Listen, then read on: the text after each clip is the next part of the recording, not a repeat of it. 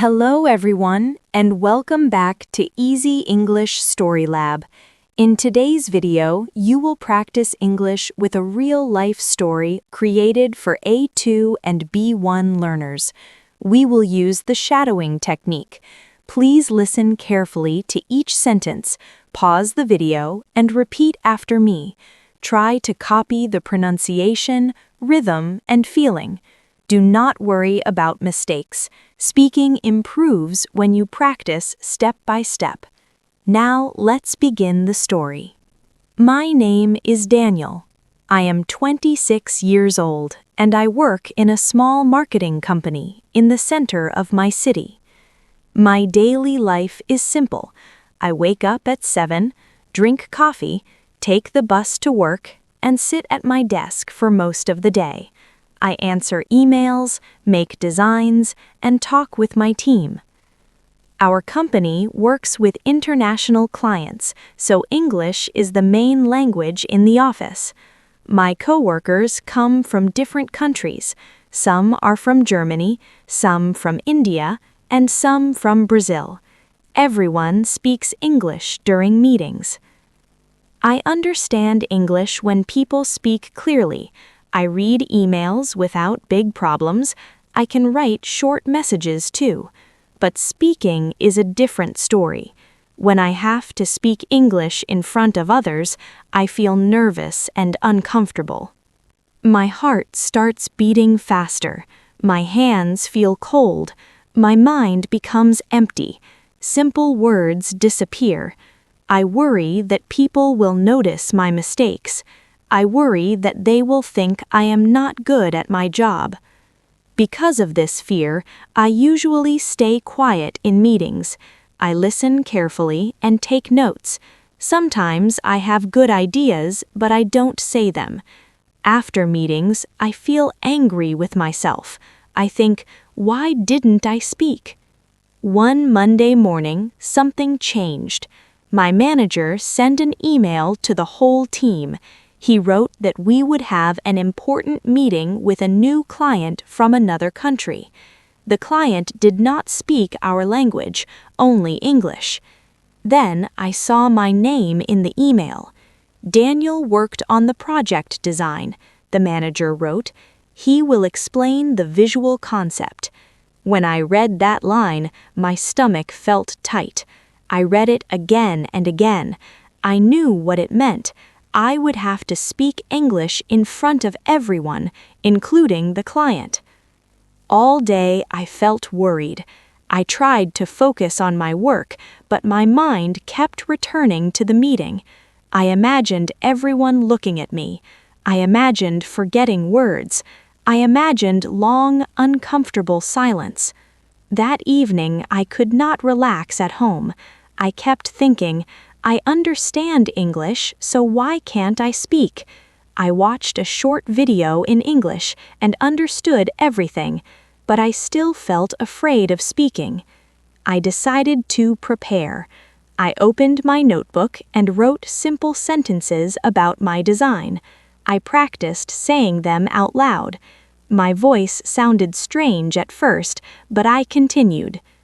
The next morning, the meeting started at 10 o'clock. I arrived early and sat at the conference table. My laptop was open. My coworkers were talking quietly. I could feel my heart beating. The client joined the meeting on a video call. His face appeared on the screen. He smiled and greeted us in English. I understood him clearly. My manager started the presentation. He talked about the project goals and timeline. Everyone listened. I nodded, understanding each point. Then the manager looked at me and said, Daniel worked on the design. Daniel, can you explain your idea to the client? My heart jumped. This was the moment I feared. Everyone turned their eyes to me. The room was quiet. The client was waiting. I took a slow breath and looked at my notes. My voice was not strong, but I forced myself to start. Yes, I said carefully, I will explain the idea. I looked at my notes, but the words seemed smaller than before. My hands were still, but inside my chest, my heart was beating fast. I knew everyone was listening, and I knew this was my chance to try. I began slowly. "This design is made for young users," I said. My voice felt different, but I continued. "We wanted something modern, simple, and easy to use." No one stopped me. No one laughed. The client nodded and watched the screen. I showed the first slide. "The colors are soft," I explained. "They help people feel relaxed. The shapes are round, so the design feels friendly." I made a small mistake and said relaxing instead of relaxed. I noticed it, but I did not stop. I kept talking. The client leaned closer to the camera. He said, "Very interesting. Why did you choose these colors?" For 1 second, my mind went blank, but then I remembered my practice. "We chose blue and green," I answered, "because they are calm colors. They are also easy for the eyes." The client smiled. "Good answer," he said. I felt something change inside me. I was still nervous, but now there was also confidence. I continued. "We also used simple icons. This makes the app easy for new users. They can understand the system quickly." My manager nodded. One of my coworkers gave me a small smile. That smile helped me continue. The client asked another question. "How long did it take to finish this design?" I thought for a moment. "About 2 weeks," I said. "We worked step by step and tested each part." He wrote something down and said, "Thank you, Daniel."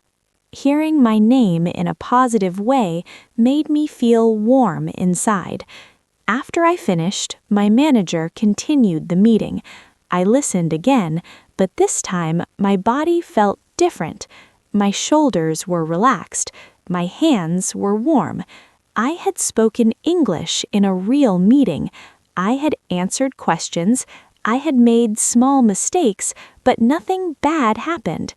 When the meeting ended, my manager said, "Good job, Daniel. That was clear." I smiled and said, "Thank you." Back at my desk, I sat quietly for a moment. I thought about the past months, all those times I stayed silent, all those ideas I never shared. Maybe I was stronger than I thought. During lunch, one coworker sat next to me.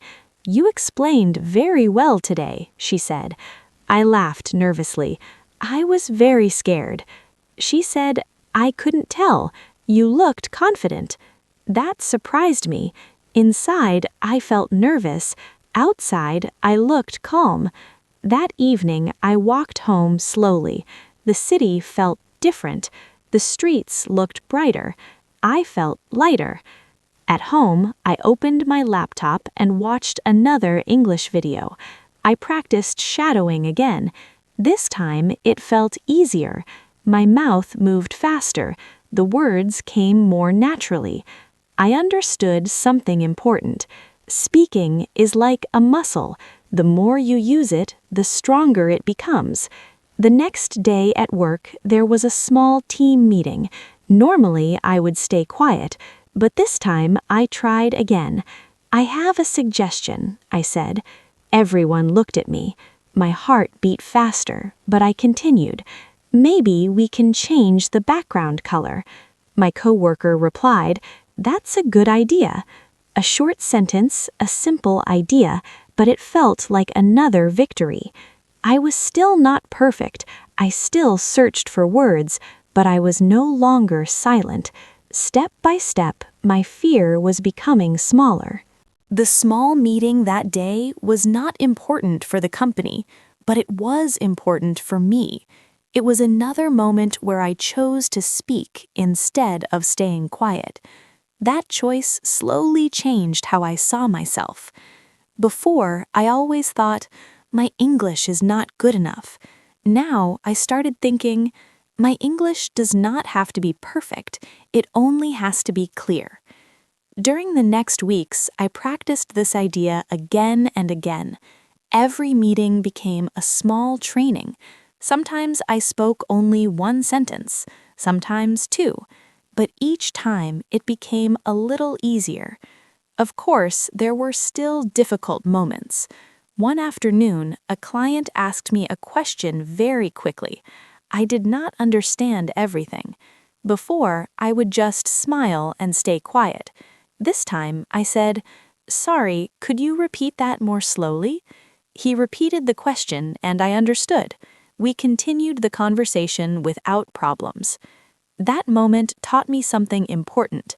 Asking for help is not a mistake, it is part of communication. At home, I continued using the shadowing technique. Every evening, I listened to short stories or conversations in English. I paused and repeated each sentence. I copied the sound, the rhythm, and the emotion. Sometimes I felt tired, but I still practiced for 10 or 15 minutes. Slowly, my mouth and brain started working together better. I did not need to translate every word in my head. Simple sentences came out more naturally. One day, my manager called me to his office. I felt a little nervous, but not like before. He said, "The client liked your presentation last week. They want you to join the next meeting too." Instead of fear, I felt something new. I felt ready.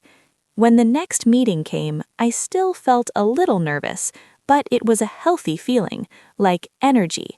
I spoke about my work, answered questions, and even made a small joke.